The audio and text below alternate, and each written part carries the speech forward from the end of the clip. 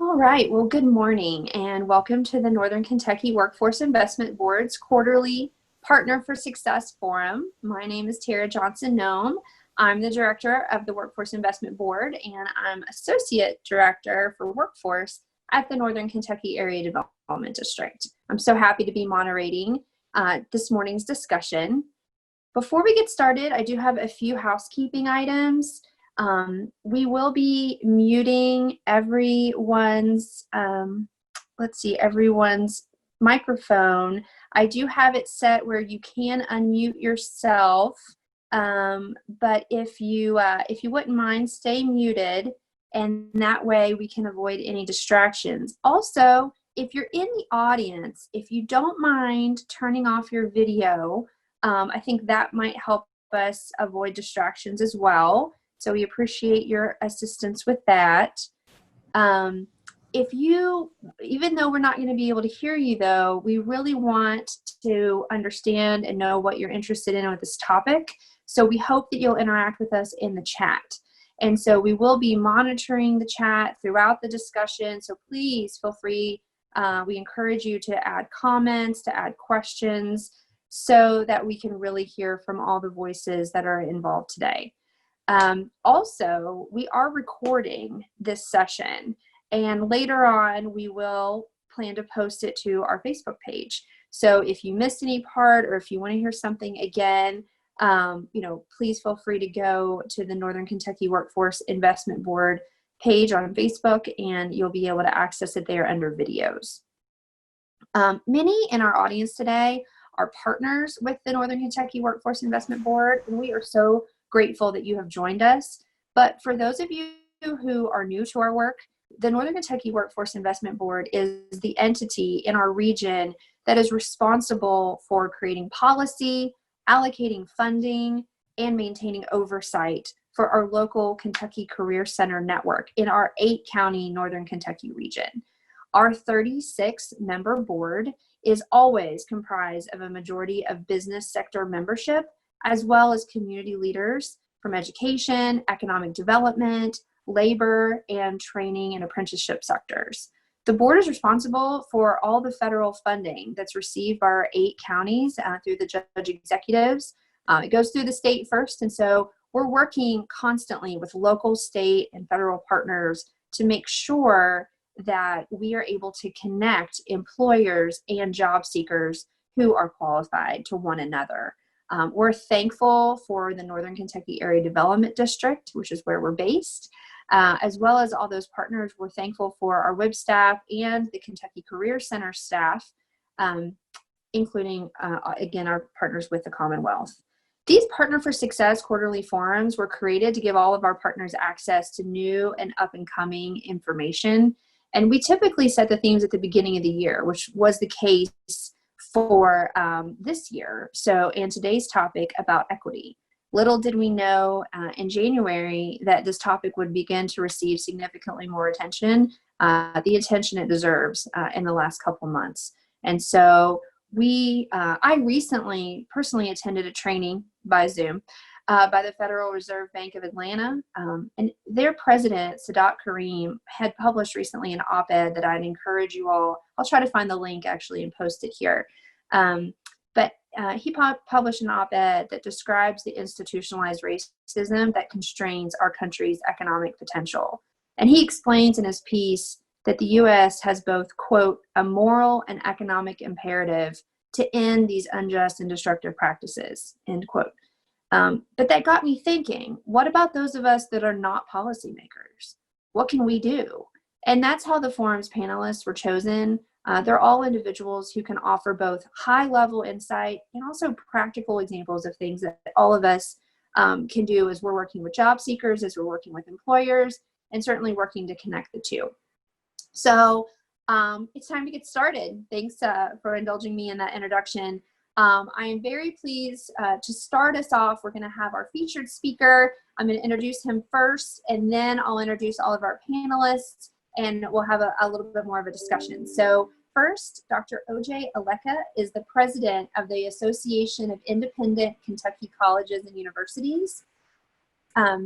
or ICU, and maybe he can make sure I said that correctly. But ICU advocates for higher education policies at the state and federal level that will lead to increased affordability and access to Kentucky's independent colleges.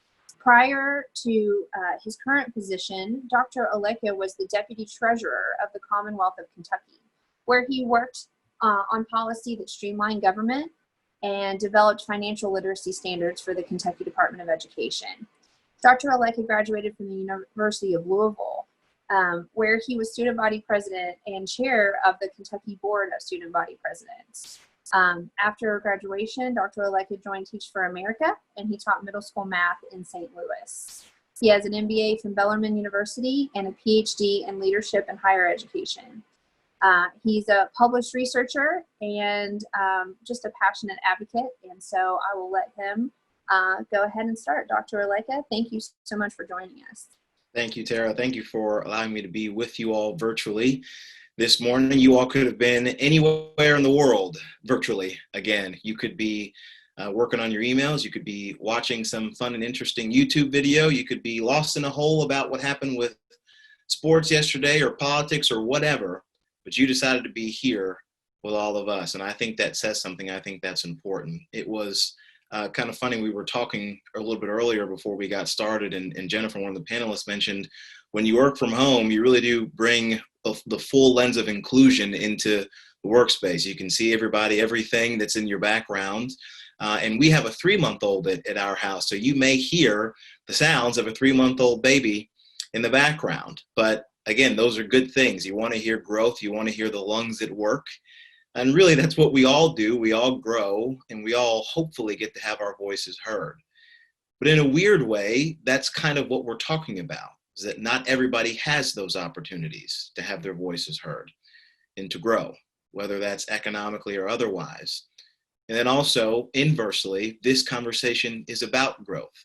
For many of us on this call, this may be the first or one of the few times that we get to talk about the idea of inclusion, that we get to talk about the idea of diversity in a real way, that we get to talk about the idea of racial injustice. But it is important, and the lens is big, and the reason is deep. And I think Tara actually mentioned it pretty clearly with her talk about the Federal Reserve in Atlanta. This is a moral issue, but it also is an economic issue as well. And I want to go ahead and frame this up front. I believe in free enterprise. I believe in human potential.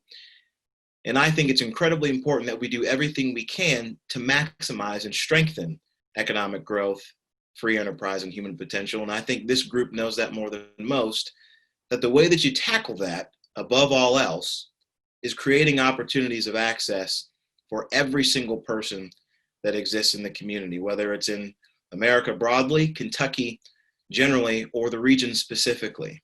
And a way that you tackle that is by tackling generational poverty. I believe that one of the ways that we can focus on economic growth is by ending generational poverty in the country, in the Commonwealth, and in our community. And it is unfortunate that poverty is often brought to us by racism.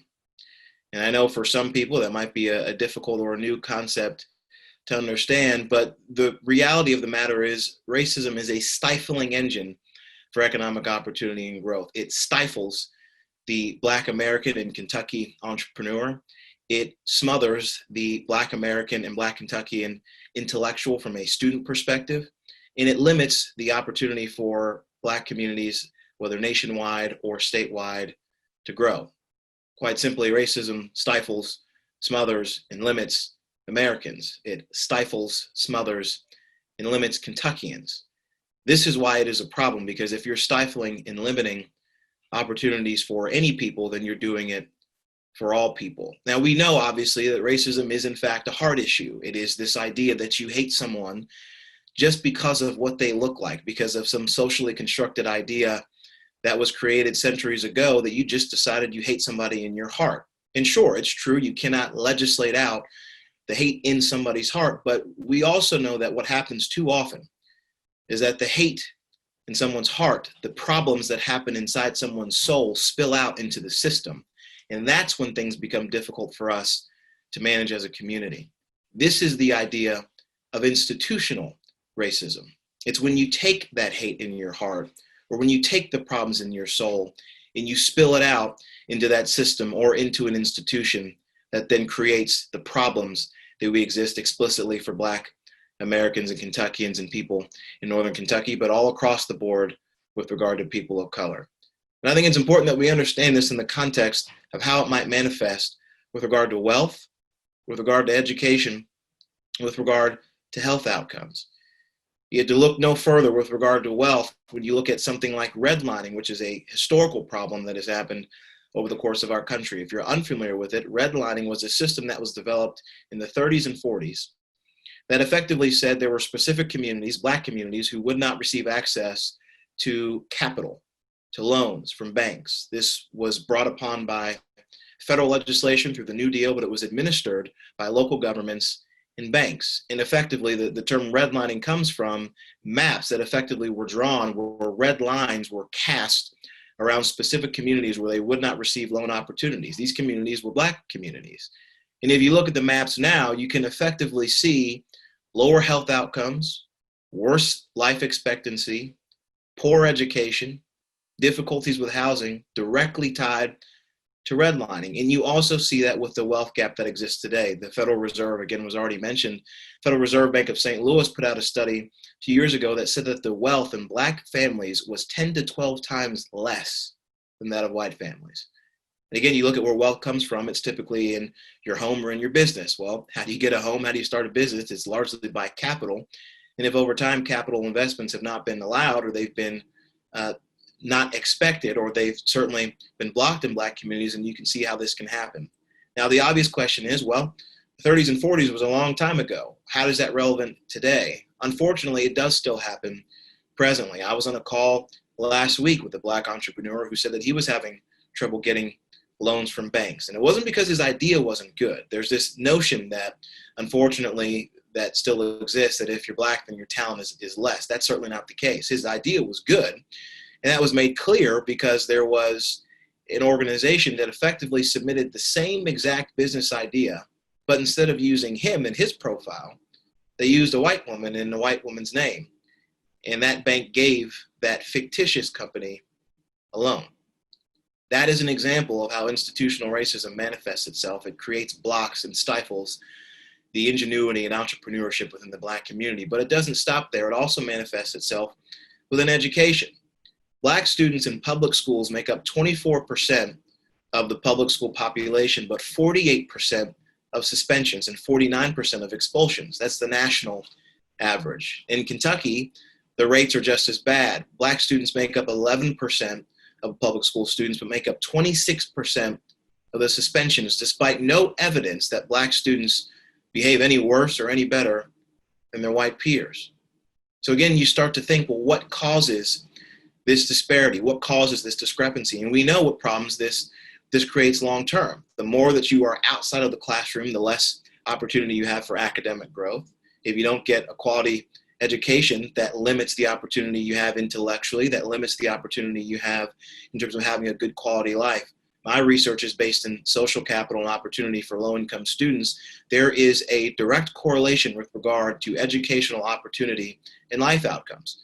Put simply, the Black students who are suspended at higher rates for some misunderstood reason are at a disadvantage with regard to life outcomes. This is an example of possible institutional racism.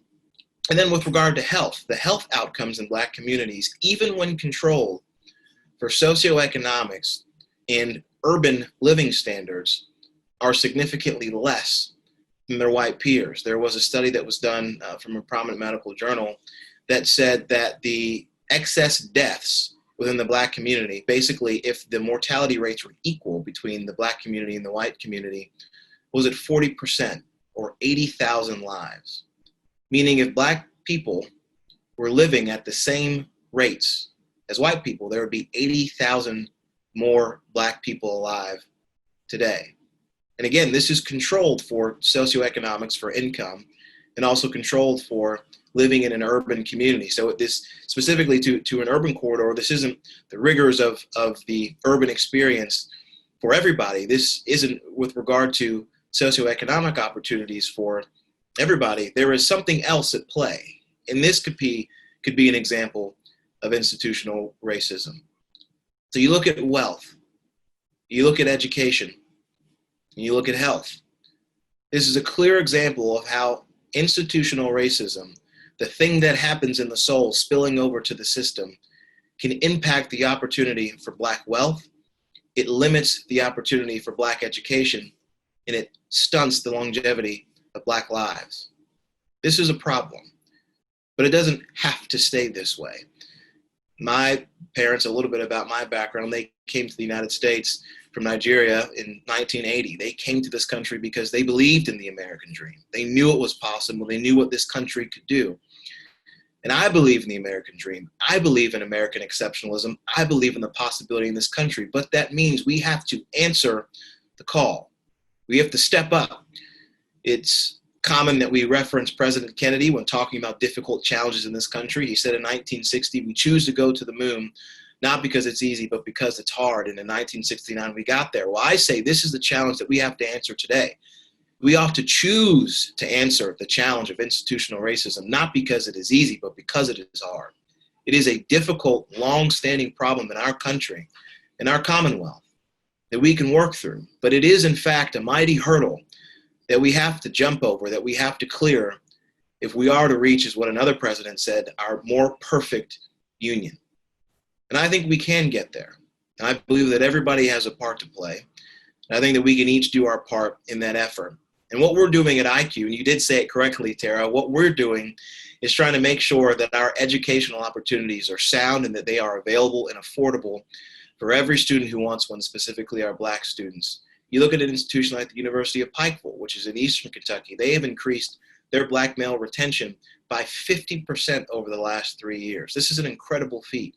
You look at institutions like Spalding and Bellarmine, they've pledged to work with other institutions in Louisville specifically on this cause. Just yesterday, Bellarmine announced a partnership with Jefferson Community and Technical College, which a third of its students are underrepresented minorities, as we might say, in higher education. But in Louisville, that's majority Black students, to provide them an opportunity to get a final 4-year degree from Bellarmine. This is how you start to tackle institutional racism within the educational space. Berea College, where my wife went to school, they were founded on this mission. So they've been doing it before it was cool, as the phrase might go. And many of our other institutions are trying to figure out their own way to answer these challenges right now. This is something that higher education is committed to. And at IQ, what we are doing is we are going to convene the chief diversity officers or leaders who are working on diversity specifically for their institutions and figure out a clear plan on what this looks like from the association perspective. We hosted a panel that was part of our national conference where we had representatives from local institutions there. I got to be part of the planning committee on that. There are plenty of ways that we can get involved to solve the educational challenges with regard to institutional racism. But personally, I thought that there was more that I could do. And so I work with a friend of mine who is on the other side of the political spectrum for me, and we founded Anti-Racism Kentucky. And what that is a coalition of Kentuckians all across the board, Republicans, Democrats, urban, rural, all backgrounds, who believe that racism is a problem. We ought to root out any vestige of it at any level in state government and local government. And we've been doing that not for very long. It's younger than my daughter is, so about 2 months old at this point. But it was born out of the idea that what happened to Ahmaud Arbery, what happened to George Floyd, what happened to Breonna Taylor and so many others is an unacceptable result in this country. We simply have more to do. We must do better. And so what Anti-Racism Kentucky is trying to do is change things at a policy level. And we're working to do that through 8 specific areas. Agriculture, which again is food deserts, food opportunities. Criminal justice, which is stuff that everybody I think understands pretty well. Education, as we've talked about before. Economic development, housing, healthcare, generational wealth, and also workplace. And we want to focus on all those 8 areas because we think that's where we can make a significant difference and an impact. Workplace is probably the one that people might understand a little bit less, but it is actually the place where I think most people on this call can be incredibly effective. Workplace deals with opportunities in promotion, and it deals with representation in the board. It's, again, no secret that representation matters, and that's, I'm sure, what our panelists will talk about with regard to inclusion. But one thing is clear, and this is, I think, an important aspect to always remember. Diversity in your leadership and in your boards is good. It's good for business. It makes you more money. Don't take my word for it. It was McKinsey who did a study on this that said that companies that were more diverse at the top levels of their leadership, were more diverse in their board structure, made more money. And when you think about it, it's pretty obvious as to why that might happen. You get more perspective, you have that diversity of thought, which is equally as important, and you're able to reach new audiences, and you're able to develop new products and new services because you hear and see and understand challenges that different communities may have because you're actually hearing and listening to those communities. So again, this isn't just a moral imperative, but this is good economically, and workplace is a way for you all to be a part of that, because I think that's important as we understand how can you play a role. That's a key way to do it. That you diversify your leadership teams, you promote and provide opportunities for people of color, for people of all different backgrounds to be involved in the conversation at the highest levels possible. And then personally, what you can do is what you're doing now. You can take your time out to listen. You can take time out to learn and understand these perspectives from a different lens than you might be used to. And then you can take that same energy and share it with your network, because there are all sorts of people who won't listen to me, who won't listen to people on this call for some legitimate reasons. They may just not know us. You don't trust people you don't know sometimes, but they will listen to you because they do know you and they like you. So if you say to them, this is good for our business, it's good for our community, it's good for our culture, then they'll understand that. Now, look, I know this is difficult for a lot of people, and I want to speak explicitly to some of our white brothers and sisters who might be listening and watching. I know this conversation can be hard. It can be scary. In fact, you can feel yourself, maybe some of you, getting defensive or even angry. Those are natural feelings. But I want to make a statement. Anti-racist work, and the work that we're talking about, isn't about limiting your potential or the potential of the people who look like you. It's about expanding the opportunities for people who look like me. It's this idea that the pie isn't fixed. The pie isn't finite. We're not divvying up smaller and smaller pieces. Again, I believe in economic opportunity. I believe in human potential. I believe in free enterprise, and we grow and we expand, and we have more people who have access to more resources. In this worldview, the pie grows. Your pie gets bigger. My pie gets bigger. But I want to speak to it from a personal perspective because I know this can be hard. I had feelings of anger or feelings of defensiveness when my wife would first talk to me about what it was like to be a woman in the workplace. I'd find myself saying things like, well, it's awful that those things might happen to you, or people might say those things to you, but I didn't say those things. Why do I have to suffer as a result? Well, that again is natural, but it isn't right. And it's something that we should get beyond. And that was something that I had to work on, to understand that because someone else is suffering shouldn't be acceptable just because it's not my suffering. Because ultimately it could be your spouse, it could be someone you love, it could be someone you care about, or it could be somebody who could present the next greatest idea that can help your company thrive. It could be somebody who has the next greatest idea that helps your community grow. But because you didn't listen, or because you got defensive, you shut that person out and you limited the opportunity that was there for them. So I share that to be vulnerable with you, to say this has happened in my own life in a different context, but it's something you got to push past and get through. And the phrase that matters most, it's not about limiting your potential, it's about expanding opportunity. The pie can grow for us all. So I appreciate the opportunity to share some comments with you all today. I hope this was helpful. And again, I thank you for allowing me to be with you this morning.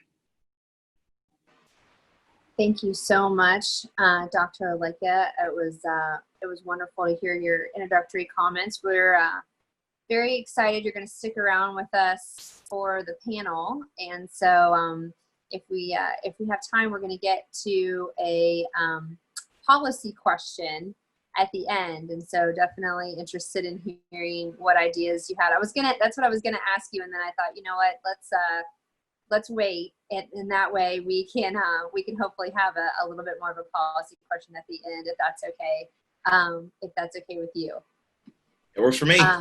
Perfect. Okay, so let's go ahead then, and I'm going to introduce our panelists, and then that way, my screen just went black, so hold on one second, and then that way we can hopefully get to all of our questions. So we have three panelists who I'm very excited about this morning. So what I'm going to do is I'm going to introduce all three of them. So bear with me. I'm not going to read their full bios. As you can imagine, they're all very accomplished. So as Katie Jo added in the chat rather, they're all available in the chat via a link. And then as things come up, we have also added to our website. So anything that comes up during the conversation today, we'll put on the website so that you can then refer back to that if you missed, a link in the chat or something that you want to have as a reference. Okay, so first we have Amber Cherie Brogdon. She is COO and business manager of Extreme Clean Auto Detailing LLC. And she's dedicated the last 5 years to helping her husband, Joshua, build Extreme Clean. Prior to joining Joshua at Extreme, Amber was business administrator at UC Health, where she was a key player in facilitating the building of new practices, physician contracts, and working with interdisciplinary teams across various healthcare organizations to further their departmental growth. She's also served as an independent consultant to Wright State physicians, assisting them in improving workflow and revenue capture. As a native of Dayton, Ohio, Amber relocated to Cincinnati to attend college. She's a graduate of the University of Cincinnati and Xavier University, where she also serves as an adjunct faculty member. So I'm sure she's very busy right now as classes are about to get underway. So thank you for joining us today. Okay, Jennifer Ingram. Jennifer is the founder and CEO of Calibrated Lens LLC, a boutique consulting firm with the mission of helping clients facilitate sustainable change to optimize performance, presence, and productivity. Before launching Calibrated Lens, she served as the first Vice President of Diversity, Equity, and Inclusion at the United Way of Greater Cincinnati, the 6th largest United Way in the nation. She was also my colleague there when I was there before I joined the Workforce Investment Board, and so I'm so pleased to see her again today. She is deeply involved also in contributing thought leadership and sharing best practices across the United Way Worldwide Network. She's a nationally sought after presenter and well-respected DEI thought leader with extensive experience captivating and training audiences both large and small. She's also a native of Metro Detroit. She earned a graduate degree from Central Michigan University in organizational leadership and completed undergraduate coursework at Eastern Michigan University in healthcare administration and minored in healthcare informatics. I have a feeling she's going to mention a little bit about her healthcare background during today's presentation, so we'll let her talk about that.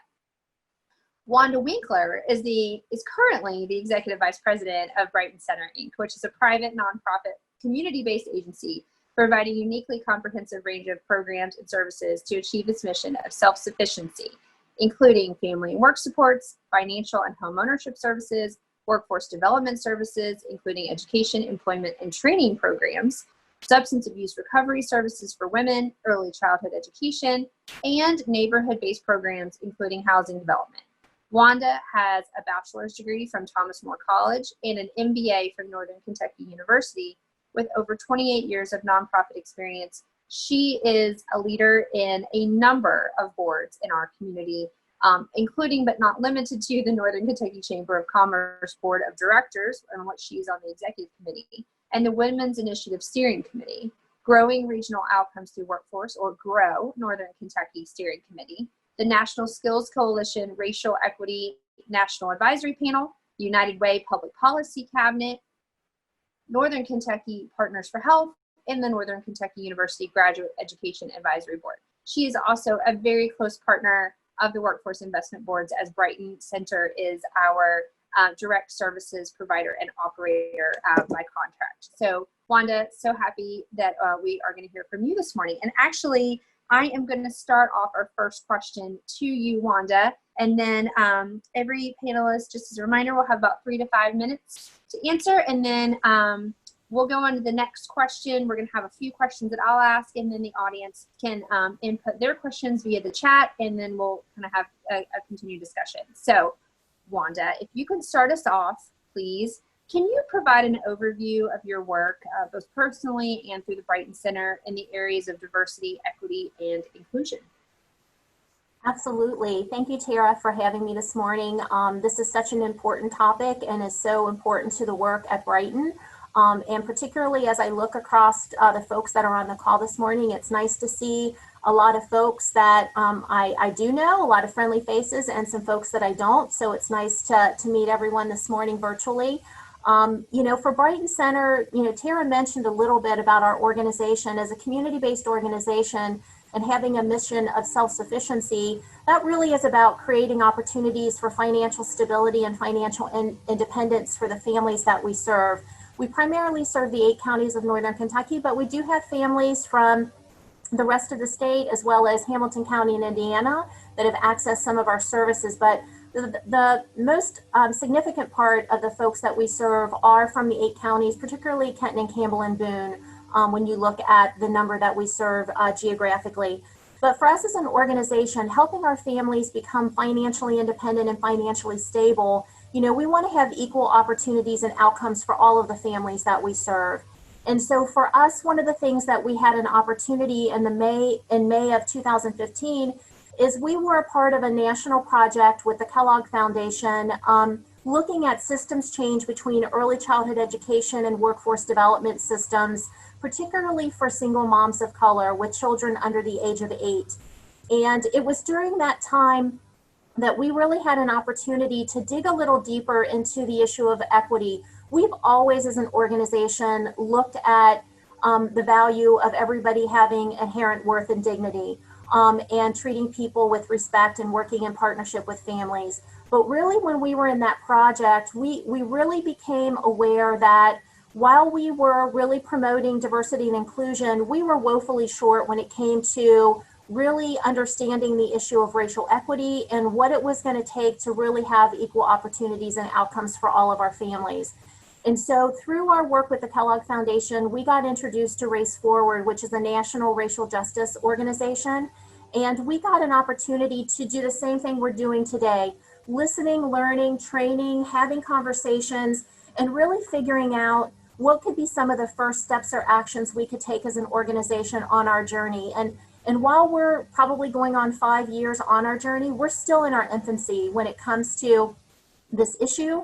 But I think one of the things that we have done is tried to learn a lot and figure out within Brighton Center first, what are some of the steps and actions that we can take. We've had conversations, we've done training. We had the benefit of some training from Race Forward, but I would say to the partners on the call today, there's a lot of great resources through Greater Cincinnati Foundation. They're working with Racial Equity Matters. They're doing groundwater trainings in phase 1. I have mentioned at some of the workforce meetings, but I encourage this group, look at the website, sign up for these trainings, start building your education and understanding systems level disparities that exist, not only for all people of color, but being most pronounced for those that are Black, and how the systems change is an important part of the work that we need to do at the workforce development level. And then really understanding the depth of the history, that exists. 400 years of history has gotten us to this place. And how do we build our knowledge and our skills? So we started the training, then we started having conversations with our board, starting having conversations with our leadership team, and really then taking a deeper dive and understanding, what does our customer base look like? What percentage of those that we're serving in all of our work, including workforce development, are families of color? What does that look like in our staff composition, and are we matching? What does our board composition look like? So really starting to understand, all the different lenses to which, getting a baseline as far as where we were and really understanding where we wanted to go. And we got really explicit when it came to our value statement. We always had, like I said, foundationally the belief in all opportunities and outcomes for all that we were serving, but really we weren't explicit enough in our value statement about really promoting diversity, inclusion, and racial equity. So we added that into our value statement. We put a strategic goal in place, and we made a commitment to not only supporting our staff with addressing implicit bias, but really looking at institutional bias as well. I'm going to share a little bit more when we talk about some of our work at the direct service level when it comes to workforce development, but looking at things like our database and how we're cross-cutting our data through race, ethnicity, and gender variation. So we can really show, are we getting equal opportunities and outcomes for the families that we're serving? So we're deeply committed, to continuing our journey. We're also looking at how we can really work externally with partners. I do want to mention, Katie Jo, this tool that was really helpful for us on our journey came from Race Forward. And we had the pleasure of being a part of a workforce development pilot. And even though this is aimed at workforce development professionals, most of the folks that are on the call today, it can be used by any organization. It's called a Racial Equity Readiness Assessment document. And I just want to highlight that it was really a good tool that allowed us as an organization to really hone in on our mission, values, and our culture, to look at tracking racial disparities within our organization. How were we offering our workforce development curriculum? How were we addressing leadership and staff morale issues? And really, how are we thinking about racial equity competency in our workforce development work, as well as the advocacy and the public policy side of what we were doing? And for each one of those critical areas, we were able to look at how are we involving our customer voice, particularly our customers of color. How were we looking at our strategy? Were our outcomes really achieving equitability, across all the families that we were serving? What is some system level analysis that we can do? And really, what is our organizational culture? Because it was really important for us to make sure that our equity work was baked in. And one of the ways that Race Forward kind of explained it to us, it's like having raisin bread. If you got the raisins, you can pick it out, but if you have cinnamon baked in there, it's not so easy to pick that out. So how could we really make sure that equity was baked into our work and our practices at Brighton, but also as a workforce development practitioner? Great, Wanda, thank you so much, and especially for those practical insights. And so again, we will have those resources available for everybody, and looking forward to hearing more on some of the other questions, but that was a great start. So Amber, I'd like you to go next, and I know that you're going to have a different perspective, which is exactly the point, because we are working, all of us partners in workforce development, we are trying to connect employers and job seekers together, meeting employers' needs, but also meeting job seekers' needs, and making sure that they can find gainful employment and stay in that gainful employment. And so I was really intrigued by your story, and I'm looking forward to hearing more. So if you don't mind, maybe talking a little bit about your journey in creating that inclusive environment. So, as Tara mentioned, I started with my husband 5 years ago, but he's been in business for 11 years. So my background is in healthcare and working in that environment. When I transitioned to Extreme Clean, it was because we had a baby, which you kind of saw run through. So sorry for that, but he might come back because he's home with me. But in doing that, it was creating an environment where we could be self-sufficient. I worked in the corporate world, I could do that. But creating a company for us where it's run by us and where we can hire people and give them something to rely on. So a lot of our employees have been people with criminal records, those who would be deemed hard to employ and to remain employed. And for us, it's very important to make sure that we give them something that they can hold on to, that they can value, or they're not on the street. So we work with them sometimes very, very hand in hand to make sure that they have the skills that they need. So not only are we teaching them detailing, but we're actually teaching them business. We're teaching them professionalism, interacting with customers. Wanda mentioned who is your customer, but in our situation, our customers don't look like us. The majority of our customers are Caucasian or Indian, but they are not African Americans. They're just not. So putting people who would often be looked over in the position where they are interfacing with people who might have an implicit bias towards them has been the key. So it's actually been a really cool experience for us. We have usually all men that are interacting with our customers. We do have some diversity at times, but it's not for lack of trying. We get what comes to us and we try to help everybody out. So we've had convicted felons that haven't had anything. We've had those who have been on drugs that we put them through programs, help them get clean, help them run their own, help them form their own mobile detailing so that they're self-sufficient. And one of the things that we found is when you give somebody a sense of autonomy, something that they can value, something that gives them a sense of accomplishment, they work harder. If you set the bar low, people stay low. If you set the bar high, people level up. And when they have the encouragement and support to do so, they're more inclined to. So I've been able to take my corporate life and everything I did on the corporate setting and kind of merge it through, even down to teaching at Xavier as adjunct faculty. I'm teaching my guys, so this is how you do it. This is why you do it. This is how we interact with our customer. This is why we put everything in writing when we're making appointments. You over communicate so that there is no misconception or confusion at the end about expectations, setting clear expectations on what you need to do and what they should expect from you. And sometimes it's very, very challenging.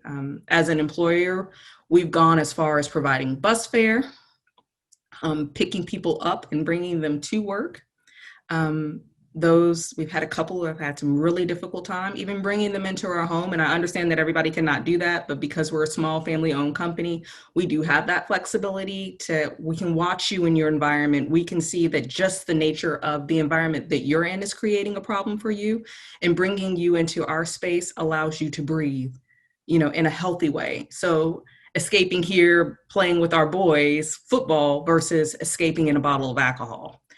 So it helps you out and helps you to kind of process through, and we could talk through their issues with them versus, having to write them up or have some form of disciplinary action because you come to work the next day smelling like alcohol because that was your out instead.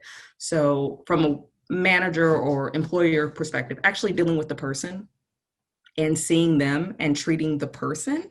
It's not just a job, although we do have a job to do. We have to pay the bills for everybody. But if you're not whole, then I can't help you. And like Dr. Aleka said, as far as racism is concerned, that's a hard issue. But if we take our employers and our employees, we're all people. We all have a bad day every now and then. We all have something going on. And I don't care if you say, check your home at the door, that's not real. It's not going to happen. I don't care how hard you might try. It still comes in with you. But if you can identify that and address that, you can make your employees more productive. So if I can see in your eyes that you're having a really bad day, if I know that your mom had a stroke, let's just deal with that for a moment. Deal with it. I see it. I can help you there so that we can move forward versus denying that the problem exists. And then I'm getting on you, so to speak, because you're not performing. In reality, I know that you can't perform to that level right now anyway, because you have an unresolved issue. So I think that kind of helps us, especially with our employee population, to be more productive and effective. So, does that work? That is very helpful. Yes, absolutely. Thank you so much. And I'm looking forward to digging out a little bit and some of your United Way work. So we'll get to that here in just a minute. Okay, so now we are at Jennifer Ingram. And Jennifer, I know that you could say so much on this topic, but if you don't mind providing a bit of an overview of your work in the areas of DEI, that would be a great start for us. Fantastic. I'll provide a bit of an overview, and I'm actually going to I'm going to pivot based on the comments that were made by both Wanda and Amber to just draw a few correlations and put it in a broader context. I think that for a very long time, we have approached diversity, equity, and inclusion on an individual level, right? Thinking that it's about people are either good or bad, you're racist or not racist. And all of these things have, for a very long time, contextually existed, again, on an individual basis. I think that we have to mature efforts, and in maturing efforts, we've got to go beyond just this individual notion, realizing that it's become baked into our systems, which is something that Wanda mentioned. When we look at our policies, our practices, our procedures, how are they producing unintended consequences and disproportionately impacting some positively and negatively for others?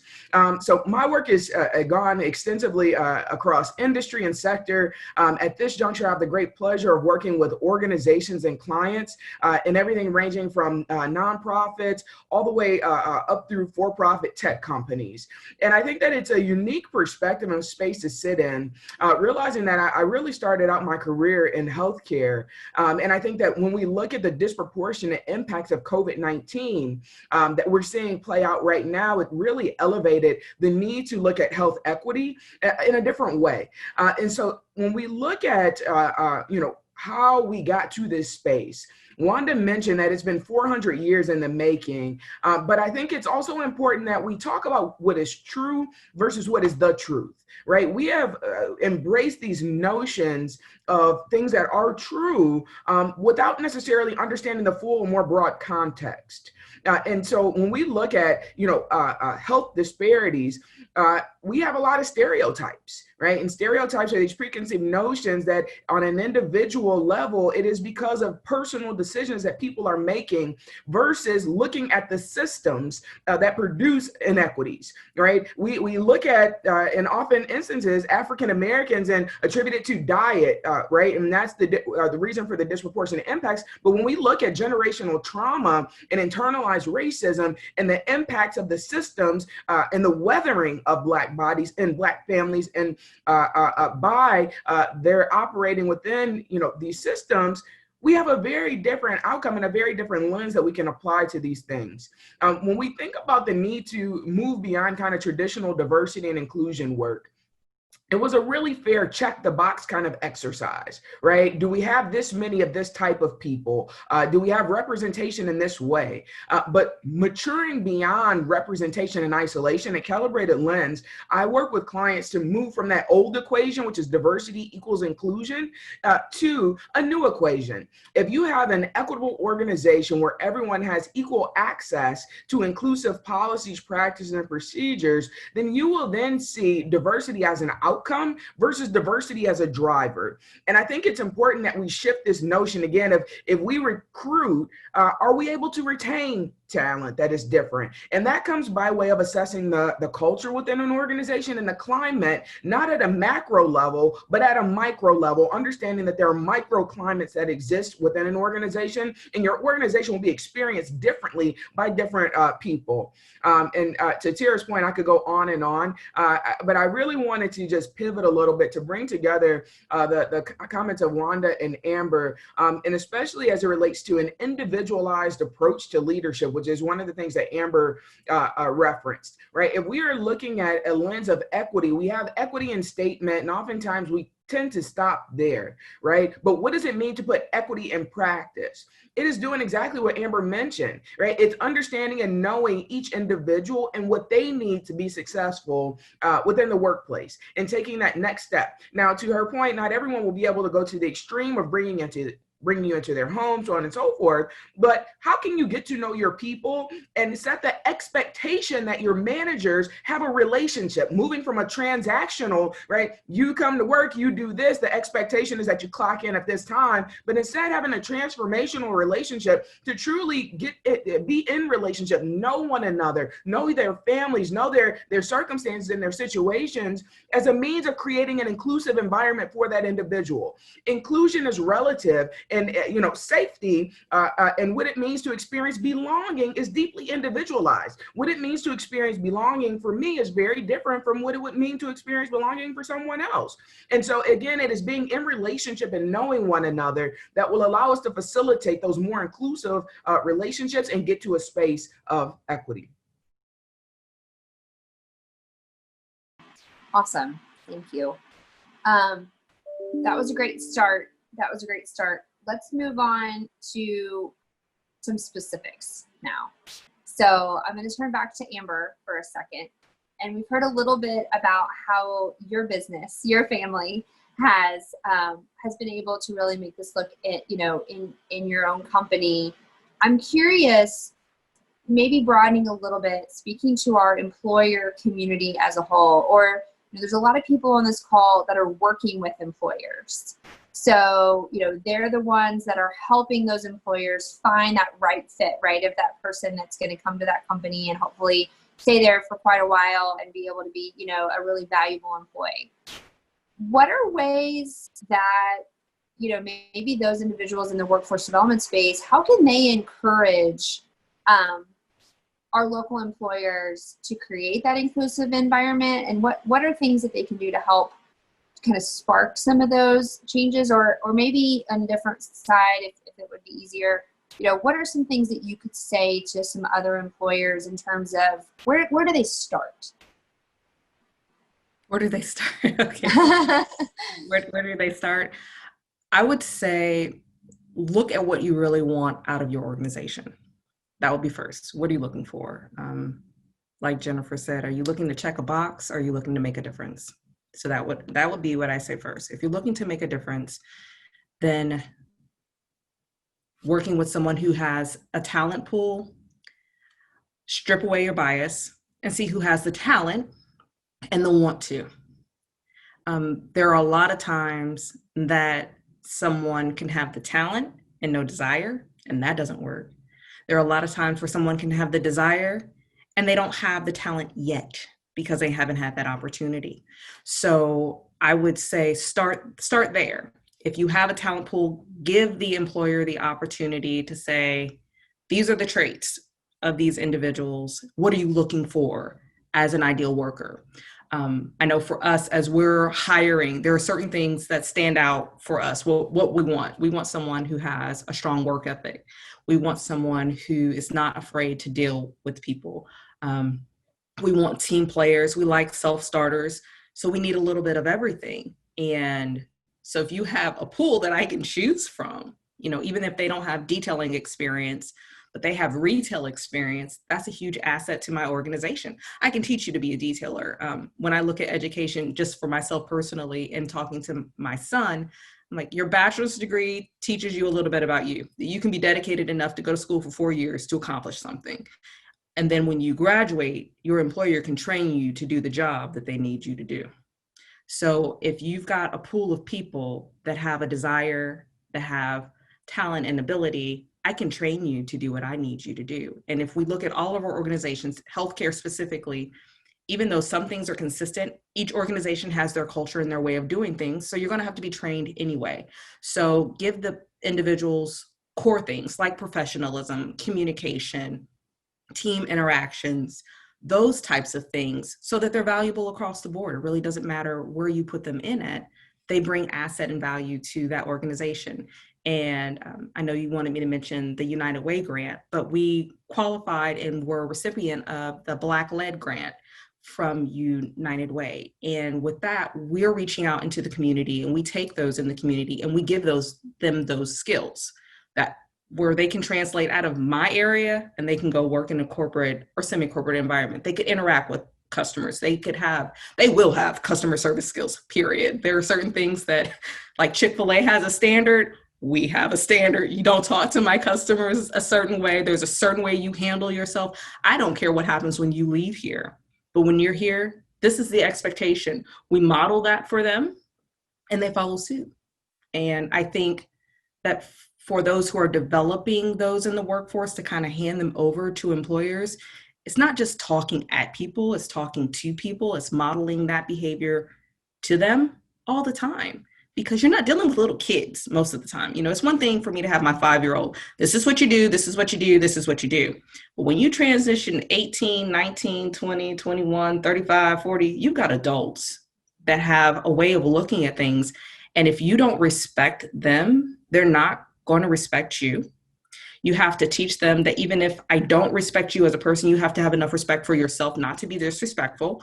But you give them those things, and then it makes it easier for employers to say, hey, I'll work with this person, because those are traits that you don't find common in people with education sometimes. So you give them something that sets them apart. So that's what I would kind of say to someone who's in that environment, where to start.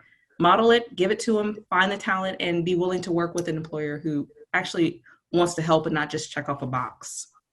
Yeah, absolutely. That makes sense. So let's pivot over to Wanda for a second. It's just such good feedback, and I'm really enjoying this conversation. So Wanda, when we're speaking to our employer community, what are some things that you would like to encourage in terms of creating an inclusive environment for all of their current and potential employees? Well, I'd like to start by putting an exclamation point on what Dr. Aleka said in reference to racial workforce diversity is a competitive advantage, that it is a key economic driver, for business growth. And research has shown that the more diverse a workforce is, as workforce development practitioners, I think it's important for us to know, It is one of the greatest predictors of sales revenue, customer numbers, and profitability. And so that is huge, thinking about our work with companies and the conversations we need to be having with them around job quality, wages, paid time off, etc. Amber talked about a lot of amazing things that as an employer that she has put into place in supporting her employees, and how that can come to be. It's also important, I think, as workforce development practitioners, that we recognize and understand that by 2030, research is also going to show that about a half of the existing workforce and all the net workforce growth are going to be with people of color. And so in Northern Kentucky, if you look at Northern Kentucky's census and population, we're a little over 6% people of color. But if you look at the number under the age of 18, it's double that. The face of Northern Kentucky and our community is changing. And it is important that when we work with companies and we're working with employers and we're talking about job quality, that we're talking about how important not only is an economic imperative, but it is just straight the right thing to do. To be able to think about the workforce, supporting the workforce in a lot of creative ways, but it does start with the culture. And I would also say that many of us as workforce development practitioners, we're employers too. Brighton Center is a workforce development practitioner. We've been doing workforce development for 44 of our 54 years. The reason we do it is because, helping folks address generational poverty to that point, it's an economic conversation. It's about a good job with a livable wage and an opportunity for career advancement.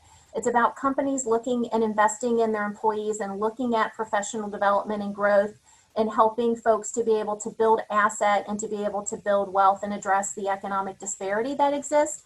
So all of that is a part of a conversation. But for us as an employer, we had to start, it has to start by the culture of the organization and the commitment to addressing institutional bias and to be able to put policies and practice in place.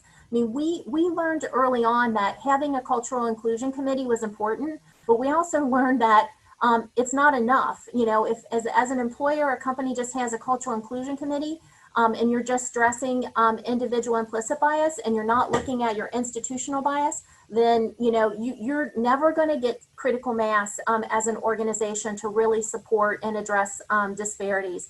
So I think that's important from not only our lens as Brighton Center as an employer, but working with our employers as workforce development practitioners, and really understanding the baseline. What is their customer base? What are their vendors? What is their leadership composition? Understanding all of that, and what gets measured gets done. So it's important for companies to be able to think about, where they're starting and what they're willing to commit to, and really address it in policies and practices, and making sure. But I think starting internal, encouraging conversations. That's what I would say to a lot of the workforce development practitioners on the call today. Not only as we work within our own organizations, but we're working with companies, is don't be afraid to have the conversation. Because of your own discomfort, don't pull back. Be willing to have that conversation and to be able to introduce the discussion, not only from retention of employers, but particularly if they're committed to hiring a more diverse staff, then retention is going to be an important part of that conversation, and not being willing to engage in that conversation and figuring out, or even turning to other workforce development practitioners who are a little further along in their journey, and being able to share ideas and strategies to be able to support not only the companies from a job quality standpoint, but even thinking about ourselves as employers as well. Thank you, Wanda, so much. Jen, encouraging employers, thoughts? Absolutely. I've heard this twice, and as a practitioner of this work, I would be remiss if I didn't address it. So I think that oftentimes we like to cherry pick data as it relates to diversity and inclusion, right? And oftentimes we say that diverse teams outperform non-diverse teams. That is not always the case. well-managed diverse teams outperform non-diverse teams. So oftentimes when you bring diverse people together, you will experience this storming phase, right? You have to learn how to manage the diversity around the table. And those are many of the elements that we've been talking about.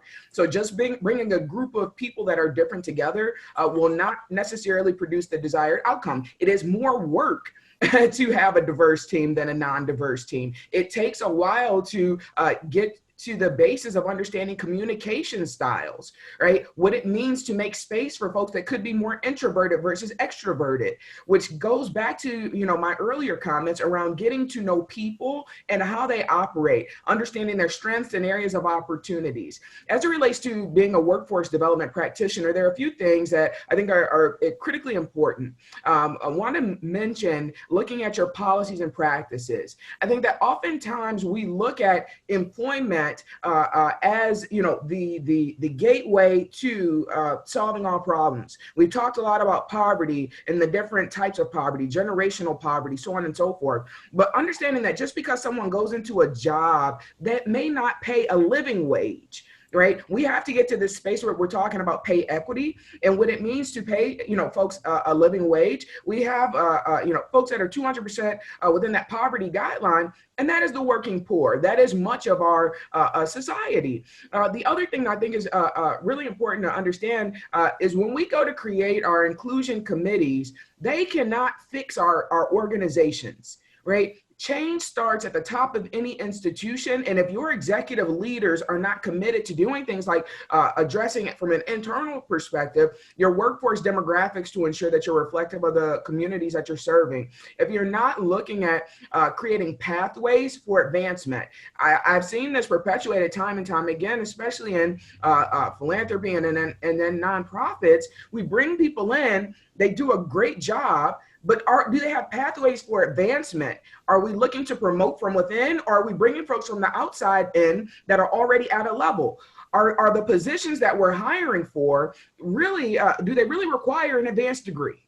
Right? I think that we've got to get to a space that we are looking at experience and skills and valuing people's lived experience as a form of expertise. Right. So if you are an organization that is looking at, social systems, having someone that has navigated those social systems could be far more valuable than having someone that graduated with a master's degree in something that's completely unrelated. And so as we look to shift our paradigms around some of these notions and traditional ways that we view expertise and the ways in which we view being qualified, right? What does it mean to be qualified in the event you have someone with years of experience but maybe doesn't have that advanced degree? We have to look at as we are working with employers, what are the barriers to entry and how might we look to mitigate or remove those barriers as a basis for, introducing more equitable practices. The last point that I'll share around inclusion is what does it mean to have an inclusive environment? We have to look at things like transparency. Right? Are we being transparent with how decisions are being made within an organization? How are we reinforcing hierarchy? And are we truly valuing individuals at all levels of the organization for the value that they bring? And then also, the last point that I'll mention, and this is something that I call out in a white paper that my firm put out last month called Exploring Differences, Reducing Harm, Evolving Strategies. I believe that the link is in the chat box. But oftentimes, with the goal of tapping into our diverse talent, we are tokenizing people. Right? We oftentimes talk about, we have this representation at this level of our organization, or we have, X number of people, but are we tokenizing those people and calling out individuals and saying, oh, we've got a representative? No social group, no demographic group is a monolith. Oftentimes, and a lot of folks, may not want to hear this, but we're doing harm, right? Within the workplace, we are perpetuating this illusion of inclusion. And that's something that I think is important to unpack. What is the illusion of inclusion? It is saying that we have an inclusive environment because we have a statement on the wall, but are we really embracing and allowing and inviting people to come in and show up holistically as their true selves, not without necessarily having these expectations of them that they assimilate? right? They assimilate. Are they a good fit? We should not be saying fit if we're an inclusive organization. What is a fit? Right? And that is a condition of assimilation. We want you to fit within our organization. And if we truly want to get to that space of having a diverse team that outperforms a non-diverse team and valuing and harnessing the power of diversity, we've got to get beyond the illusion of inclusion and conditional insidership. As long as you don't challenge the status quo, as long as you go along to get along, then you will be embraced. Right? You have opportunity, but the minute that you start to call out things within our organization that could be problematic, you're then labeled a problem or blackballed, right? So that's just a high level on some of the steps that individuals and organizations could take. I knew that you were going to have some great ideas on that topic, Jen. So thank you so much. And it's really something to think about, right? And this is something that, as Wanda said, we're all employers in a lot of cases here on this conversation. And we're all also, for this particular forum, thinking about workforce development sort of in a larger scheme. But I think thinking about how our own organizations, this is something that we can think about how we're all interacting with our peers on a regular basis. So I think that's really helpful. I want to bring Dr. Aleka back into the conversation for a second, because he's working with a lot of employers too. These are employers that are working in the education space, right? So I was wondering if you can give a little bit more insights into how that DEI and specifically the inclusive environment for current and potential employees is going in the higher education space, Dr. Aleka. Sure. And I first want to really reinforce what Jen just said, because there was a lot of gold and a lot of truth in there. And it's part of that hard truth. I mean, it goes back to this idea that, again, inclusion, diversity, those things are important, but they will change your organization. I mean, that's what she was saying. Your organization will be different. If you hire people who are Black and brown and your organization looks and feels the same, again, it's not being managed well. You are trying to find people who have a certain fit. And as a result, you're limiting the potential of those individuals and also your company.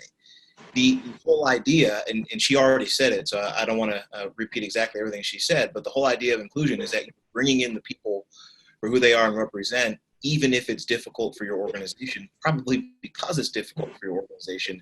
That's the depth of it. Nowhere is that more difficult than in higher education. We are in an industry that loves to do things the way we've always been doing it. Love to take 5 years to study an idea and then decide that the thing that the person said in the meeting 5 years ago, in fact, was the right idea. So this happens. And there is an exact way where this, again, goes back to some of Jen's comments, this idea of lived experience having significant value for pushing things forward. We like the idea of having a credential in higher ed. One of the ways that you can improve this is by making sure that you can increase certifications. One of the things that Dr. Thompson, Aaron Thompson, who runs the Council on Post-Secondary Education, that's the licensing and coordinating body for all of higher ed, he says everybody's going to need college at some point, and he defines college as anything after high school. It's a certification of some kind, something that signals to the business community that you've got some type of skill.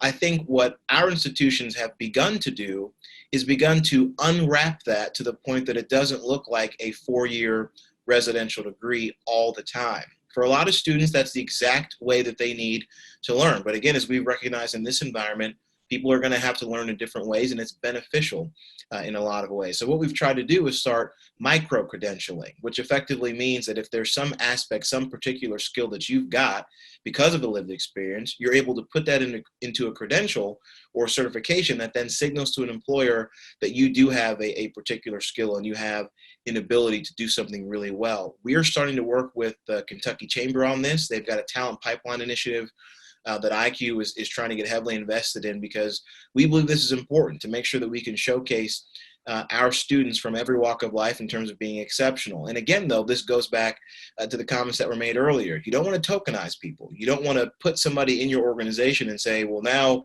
our organization is more diverse because we have 25% of this type of person. It should go beyond that. It really should take the extra layer and the extra work of strong management and strong partnerships to ensure that that person's full ability is brought to bear. And I'll say it again from a different perspective. Finances. You look at an organization across the board and you say the finances need to be strong. The finances need to be sound. We need to have good cash flows. We need to have low debt ratios. We need to have all these metrics and things. Finances.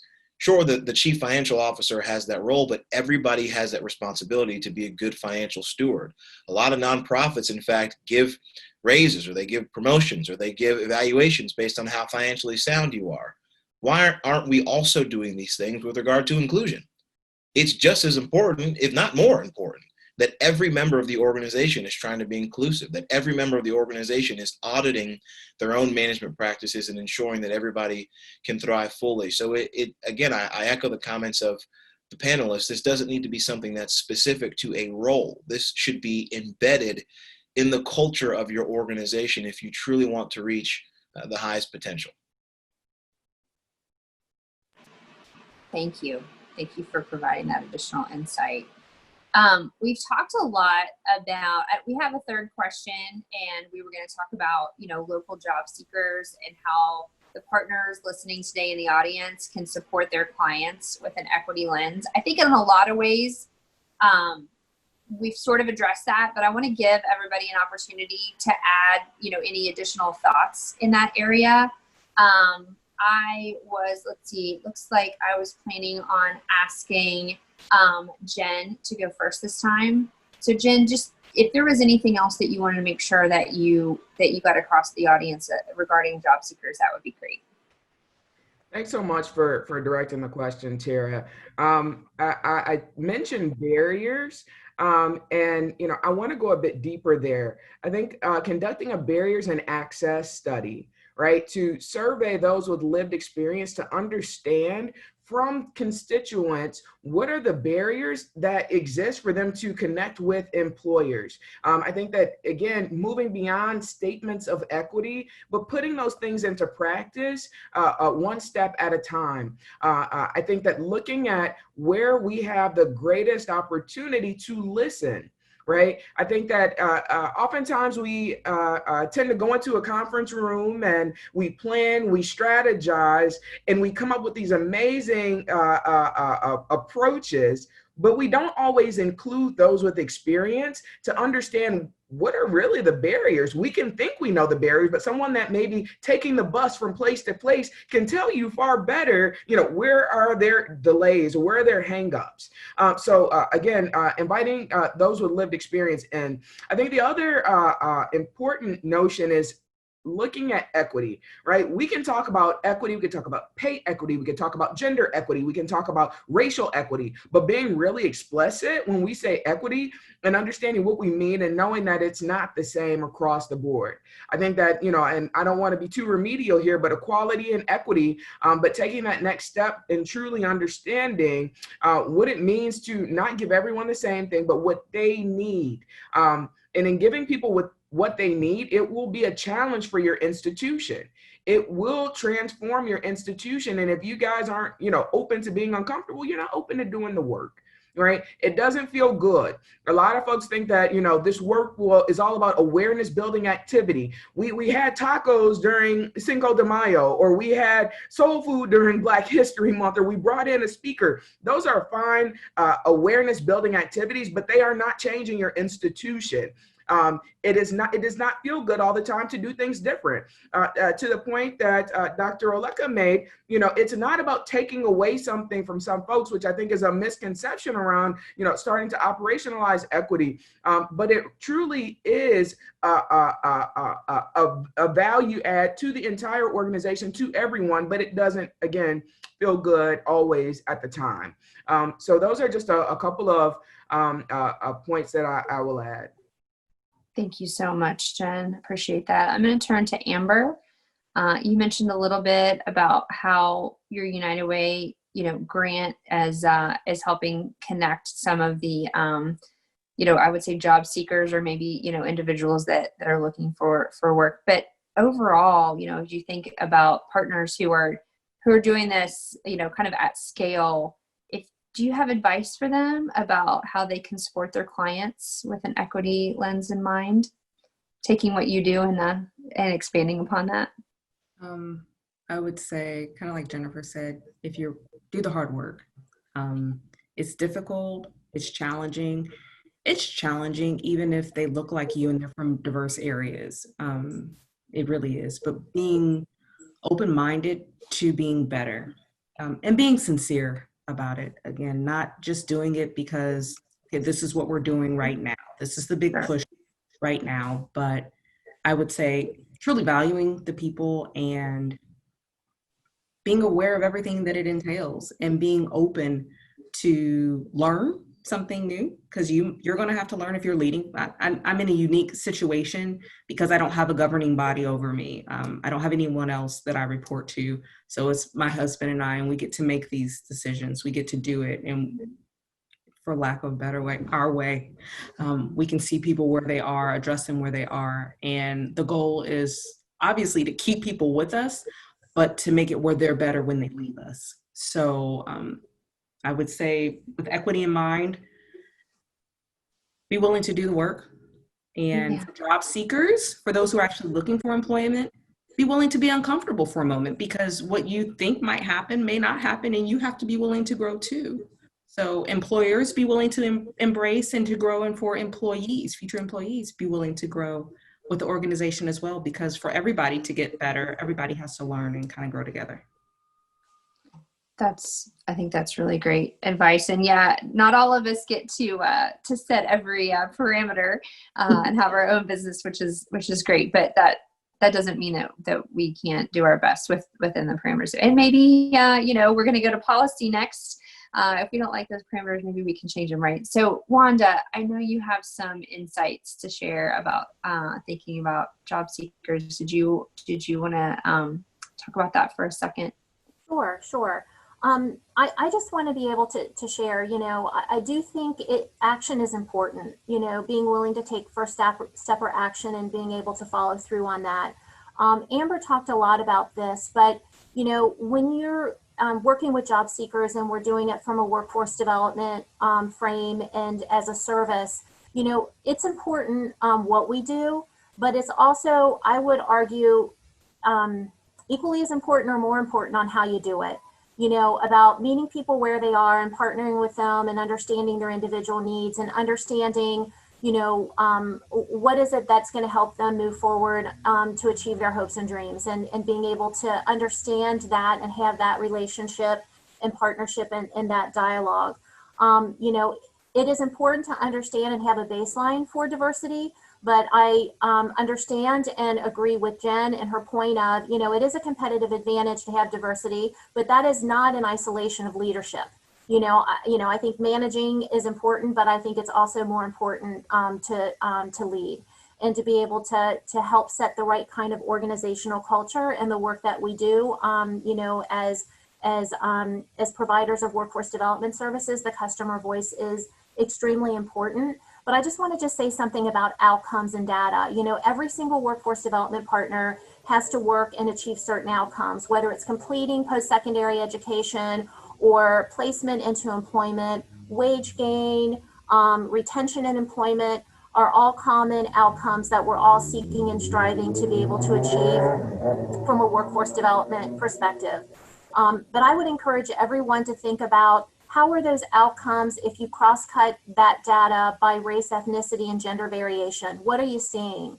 And then most importantly, once you see what the data is looking like, what needs to be different? This is a great place to bring in the customer voice. What do we need to do different as a field of work to be able to have better outcomes? And this is where action can come into be, and to be able to talk from a continuous quality improvement lens that we can do. Even in the Kentucky Career Center through continuous quality improvement, I think there's a great opportunity for us to be able to think and have a learning community and to be able to think about how we can support opportunity and outcome for all the folks that walk into the door. But being able to look at that data should be able to drive decision making and continuous quality improvement in our work with the folks that we're serving that are looking for a better life for themselves and their families.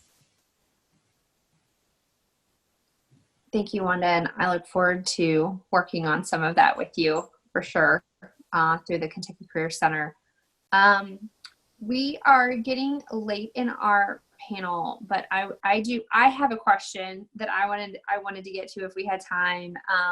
I've gotten a number of awesome comments about this panel from the chat, but not a ton of questions. So I'm going to take liberty of the moderator and ask my question.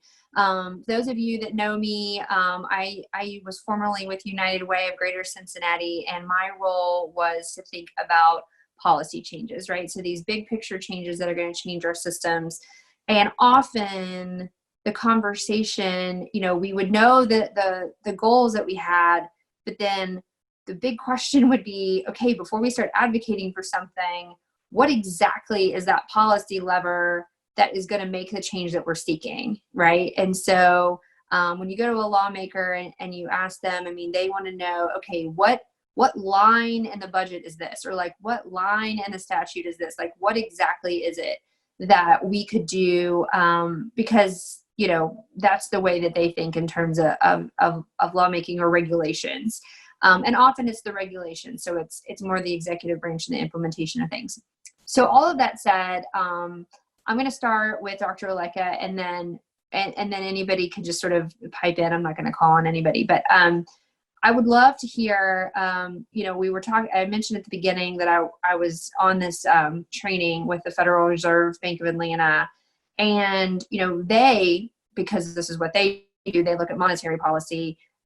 They were talking about some of the unintended consequences of various monetary policies that can have a disproportionate impact on people of color, specifically African Americans. And so I'm wondering, Dr. Aleka, you were talking about anti-racism in Kentucky, but I'm wondering if you have any specific ideas about public policies that you see in Kentucky, or maybe the country, where you think if like one change would have the change desired.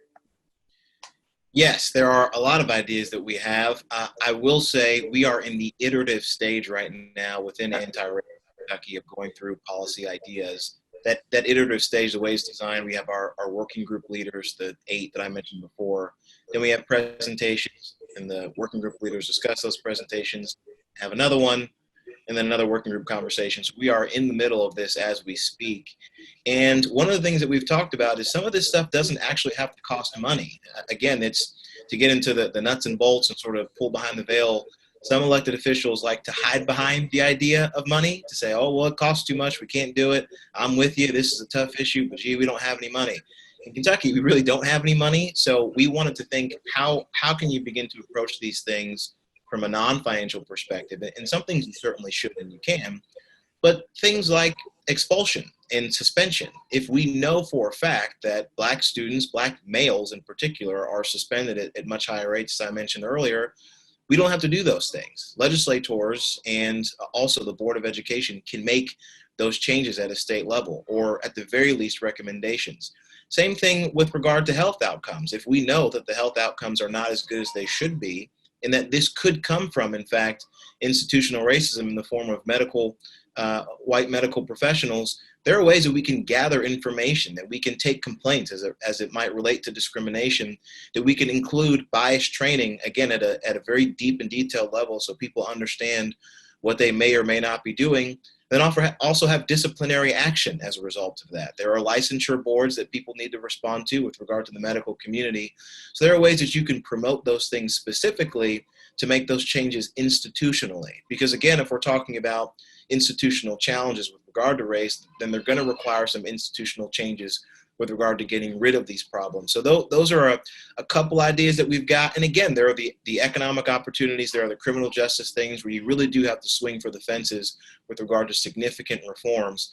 And we'll definitely get into those too, but we don't always have to make this, I think, a question about finances. And I know, again, you weren't doing that, but to give you all some thoughts with regard to policy ideas, a lot of this stuff is what information can we gather that the state now has access to that people can't ignore. If we see that, for example, Black women with regard to maternal mortality are likely to die during childbirth 3 times their white peers, 2.5 times the national average.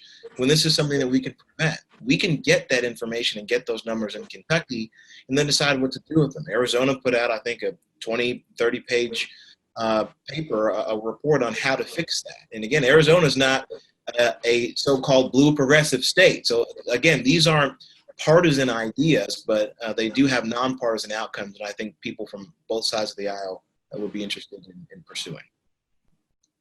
Well, I'm personally really looking forward to seeing what suggestions that you all come up with. Did anybody else on the panel have any thoughts regarding policy or regs that they wanted to talk about? Wanda? I would just share with folks that are on the call today. There was an effort through the National Skills Coalition to bring together folks nationally to look at equity and workforce development. There's a report that was issued with recommendations on policy change that came out. It was called the Roadmap for Racial Equity and Imperative for Workforce Development Advocates. You know, it was a really amazing document, I think, that had a lot of recommendations across the workforce development spectrum. You can see on page 10 of the document in the executive summary, there's a listing of what some of the top 10 recommendations are. But I would just lift up the issue of planning and setting goals, even in the frame of when we're at other tables looking at public policy, whether it's looking at public benefit access or it's looking at apprenticeship or pre-apprenticeship or looking at post-secondary education. How in our planning processes can we put actionable goals in place, you know, that allow us to look through any policy that we're setting through a racial equity lens and to be able to move forward in that regard. And you know, even in Brighton, when we do our annual planning process, each department or program, including our workforce development programs, have put some actionable goals, 1 to 2 around equity that they want to advance during the upcoming year. It's not, to that point, it's not going to cost any additional dollars to be able to do it. It just helps us continue to move forward and take action towards advancing racial equity. That's really helpful, Wanda. Thank you so much. I feel like this has been the fastest 90 minutes that I've ever had. So Jennifer, we've got a couple of minutes, and Amber, did you all want to share anything about policy? Jen? I'll just add one quick comment. Great. I think that looking at a holistic advocacy, realizing that institutions have power and how you are bringing your organizations that you may work with together to create a more collective agenda that would improve conditions for all in your community is so critically important. There's the All in Cincinnati report that was done on the other side of the river. It was a comprehensive study done by Policy Link. And while, you know, it doesn't necessarily address things in Kentucky, I think many of the areas that were outlined there could definitely be translated across the river. Yeah, I agree. I think most, not all, but many of the things in the all-in report would be very transferable. And they're both public policy as well as employer policy and practice too, which is nice. Thank you for that reminder. And it's 11:29, so I think we are going to conclude. Please, all of our panelists, thank you so much for coming with us. You know, we hosted this not at all because we have all the answers, but because we were interested in learning. And on behalf of the Area Development District and the Workforce Investment Board, I just want to say sincerely that we appreciate you bringing this topic to us in a way that is both inspiring and also really practical in terms of how we can be more intentional about being inclusive with the clients that we serve in all regards. So just very quickly, for those that are typically joining us for Partner for Success, we will continue our quarterly series on November 11th. So please go ahead and save the date on your calendar. We'll go ahead and declare we'll be doing this remotely via Zoom again.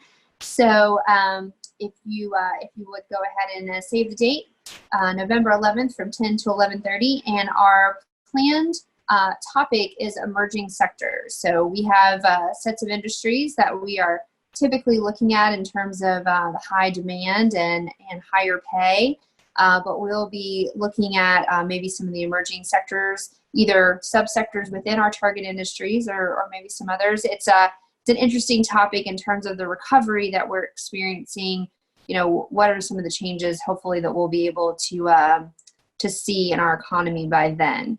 As you can see from the chat, there have been so many resources shared today.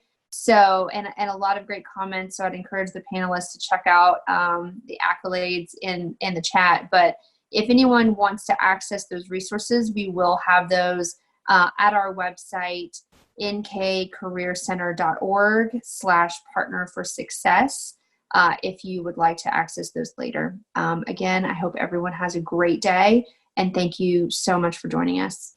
Take care.